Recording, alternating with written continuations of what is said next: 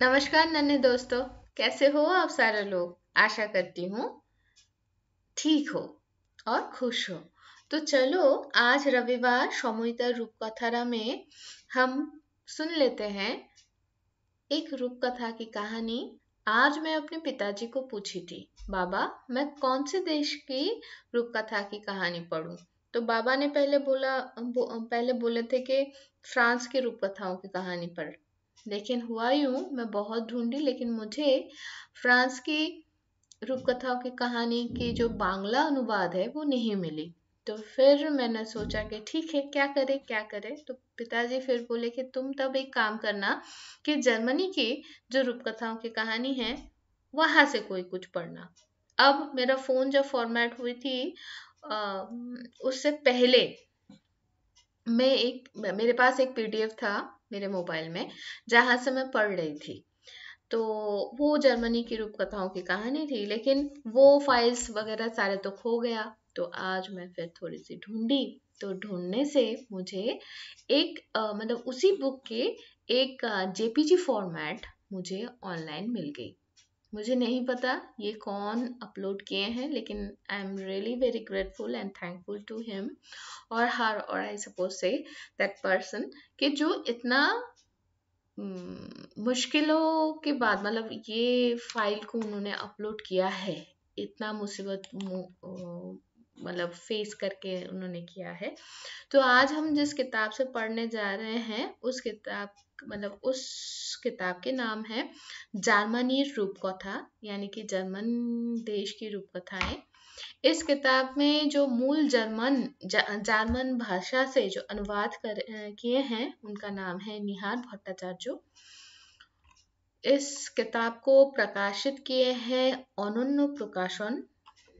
इस किताब अच्छा, ये पहली बार प्रकाशित हुई थी 6 जून 1985। और इसका जो कवर पेज है वो ड्रॉ किए थे अशोक श्रीविद्या।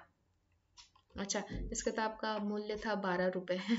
अच्छा, ये बहुत पुरानी किताब है और इसीलिए इस किताब की जो कवर पेज नहीं, टेबल ऑफ कंटेंट या सूची पत्र जो है वो नहीं है। तो मैं सोच रही हूँ कि जो जिन्होंने ये अपलोड किए उन्होंने ही शायद हाथ से इसका वो सूची बना दिए हैं। तो इससे पहले हमने निबेलुंग के अभिशाप इस कहानी को हम पढ़ चुके थे। तो आज हम दूसरी जो कहानी है इस किताब से वो है स्वाधीन हांस, वो पढ़ने जा रहे हैं। तो चलो बच्चों, हम पहुंच जाते हैं स्वाधीन हांस इस किताब में। इस किताब की दूसरी उस कहानी में। तो चलो देखते हैं हम पहुंचे हैं क्या। नहीं, हाँ पहुंच गए। तो ये तो पहला वाला कहानी था। हाँ पहुंच गए हम स्वाधीन हांस। तो कहानी शुरू करने से पहले इस पेज को हम देख लेते हैं। स्वाधीन हांस यानी कि स्वाधीन हांस। हांस किसी एक लड़के का नाम हमें पता चल रहा है। और इस प्रच्छद से, इस तस्वीर से हमें पता चल रहा है कोई एक जंगल है, एक लड़का है जो कोई एक बहुत फर वाला कोई एक पशु का चमड़े से कोई एक कपड़ा पहन के बना के पहना हुआ है। और वो शायद किसी एक पत्थर के ऊपर या एक डोंगा के ऊपर बैठा हुआ है। एक नदी है ऐसा, और पीछे जंगल है ना। लेकिन इससे ज्यादा हमें पता नहीं चल रहा है कि ये लड़का कौन है, क्या है। शायद यही हांस हो, पता नहीं। चलो कहानी में जाते हैं। हांस नाम के एक लड़का था।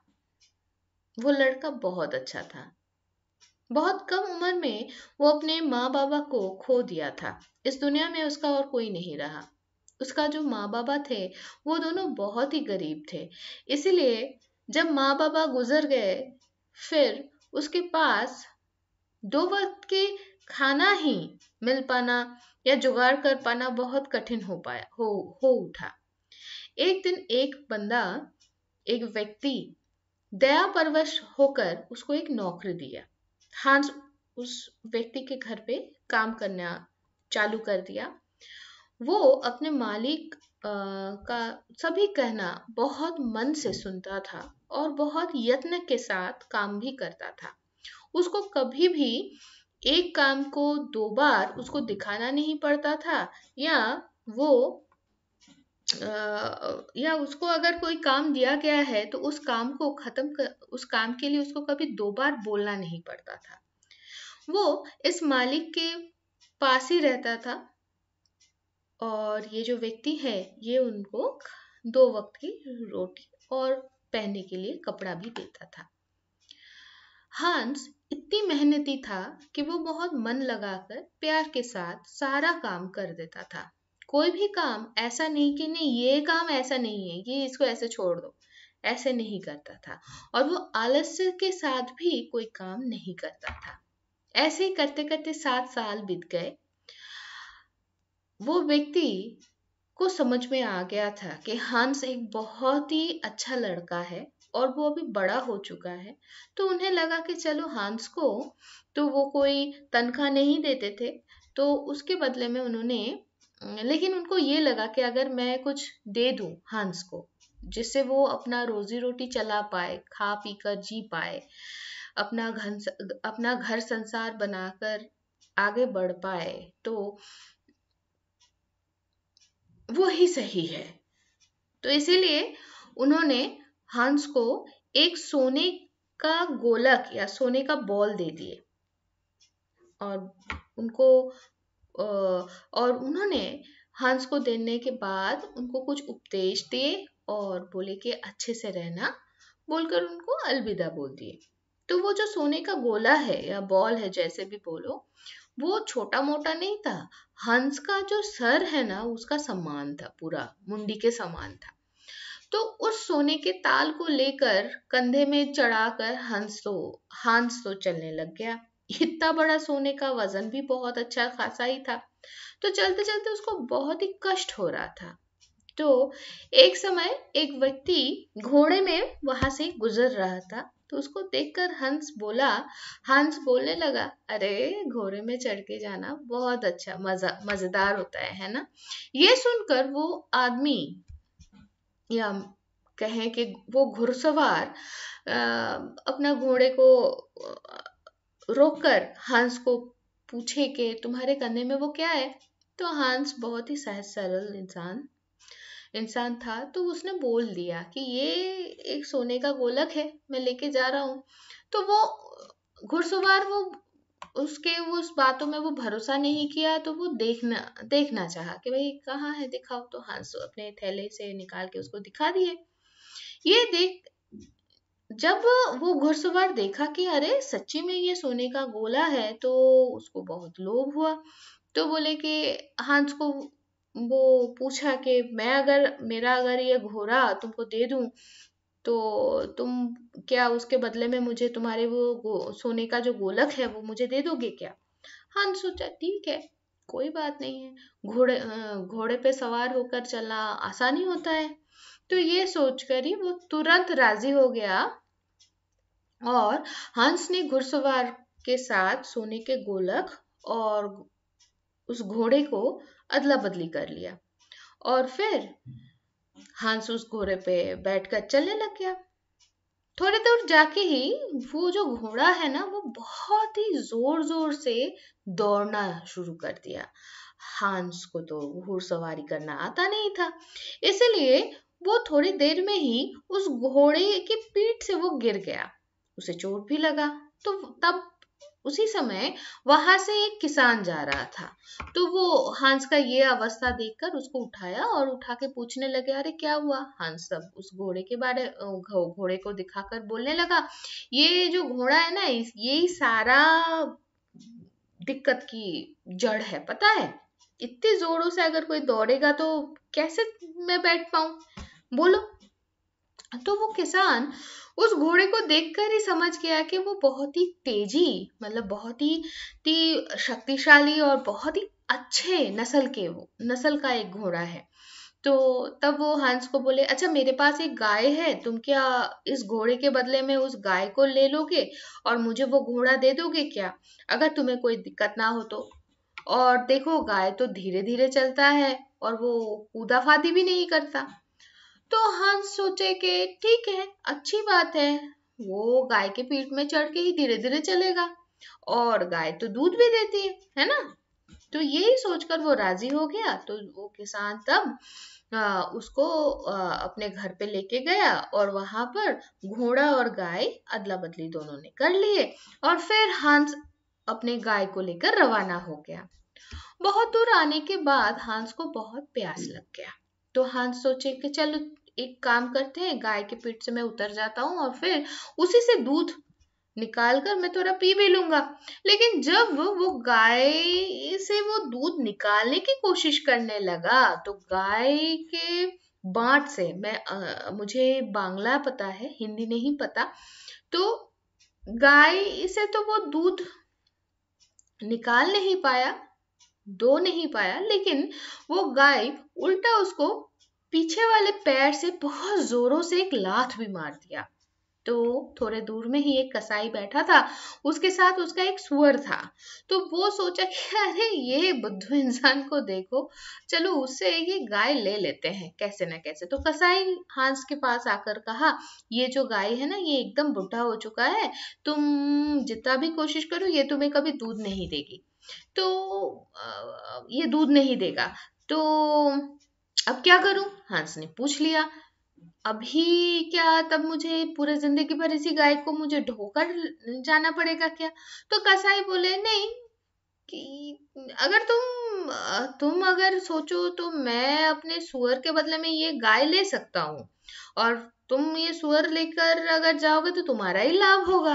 हाँ सोचा कि हाँ सुअर का मांस तो हम खा सकते हैं और मुझे अच्छा भी लगता है, ये तो अच्छा एक मौका मिला है, चलो दे देते हैं इसको।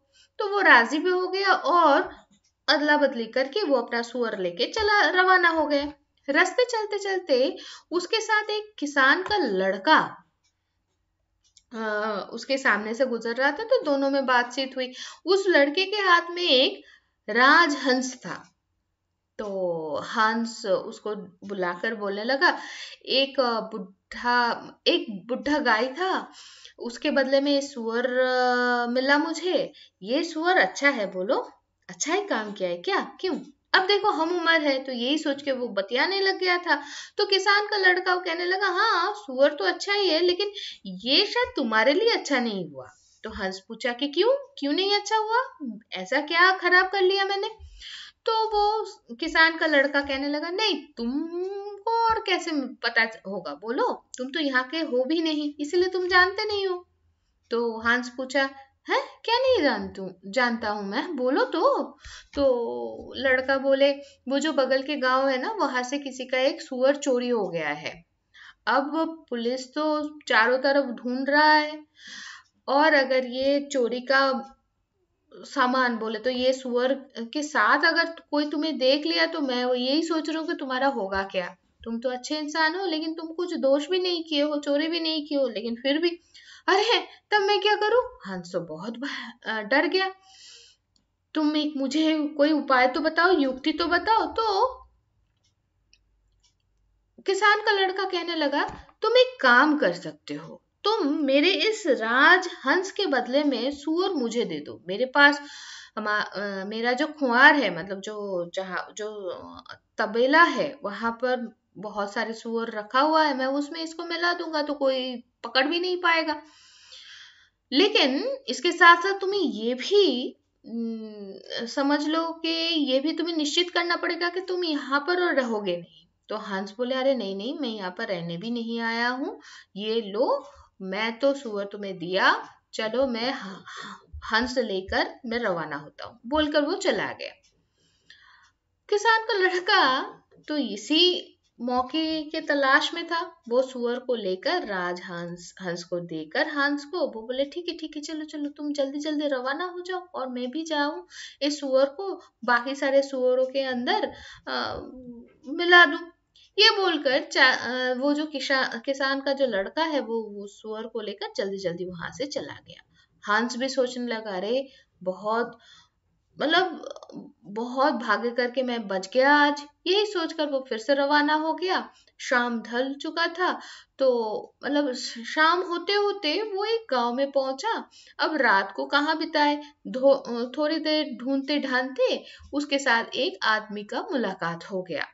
वो आदमी वो छुरी चाकू ये सब को धार देता था, शान देता था। तो वो व्यक्ति हंस को बोले, ठीक है चलो मेरे साथ, आज रात को मेरे इधर तुम थोड़ा खान पान करोगे, ठीक है। वो उसको खिलाया पिलाया और फिर दोनों बतियाने शुरू किए। तो बातों बातों में ही हांस तो बहुत अच्छा लड़का था, अच्छा और भोला भी था। तो हांस सारा सारा अपना जो कहानी जो भी घटित हुआ है उसके साथ सब कुछ वो कह दिया। कैसे वो अपने जो मालिक था, जो व्यक्ति पहले उसको नौकरी दिया था, उसके वहां से कैसे वो निकला, फिर क्या क्या हुआ। सब कुछ सुनकर इस व्यक्ति को, ये नए वाले व्यक्ति को समझ में आ गया कि हंस बहुत ही अच्छा इंसान है और बहुत ही भोला इंसान है। इसको दुनियादारी की तो कुछ पता नहीं है, तो हर कोई इसको ठगेगा।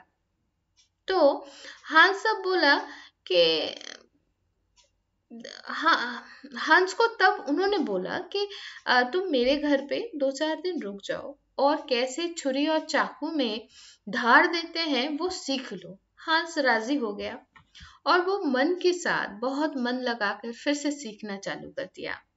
कुछ दिनों बाद वो व्यक्ति बोले, तुम बहुत अच्छा काम सीख गए हो, पता है मैं तुम्हें एक पत्थर दे रहा हूँ, इसको लेके जाओ, तुम्हारे खान पान का कोई कष्ट कभी नहीं रहेगा। हांस बोला, इतने दिन मैं आपका घर रही, मैं रहा और आपसे मैं कितना कुछ सीखा भी है, लेकिन मैंने आपको कुछ दे नहीं पाया, और ऊपर से आप ये पत्थर दे रहे हो, आप बिन एवे एवे ही, लेकिन मेरे पास तो देने लायक कुछ है नहीं। अच्छा, मेरा ये जो राजहंस है ये आप ले लीजिए, अगर आप ये लेते हो तो तभी मैं आपका ये पत्थर ले सकता हूँ।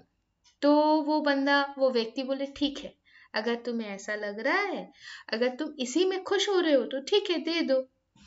तो अच्छा, एक काम करते हैं, आज हम इस राजहंस को काट कर अच्छे से एक खान पान का बंदोबस्त करते हैं, आज अच्छे से खाएंगे और फिर तुम अपने रास्ते चले जाना कल। वही हुआ। अगले दिन सुबह हंस उठकर उस पत्थर को लेकर रवाना हो गया।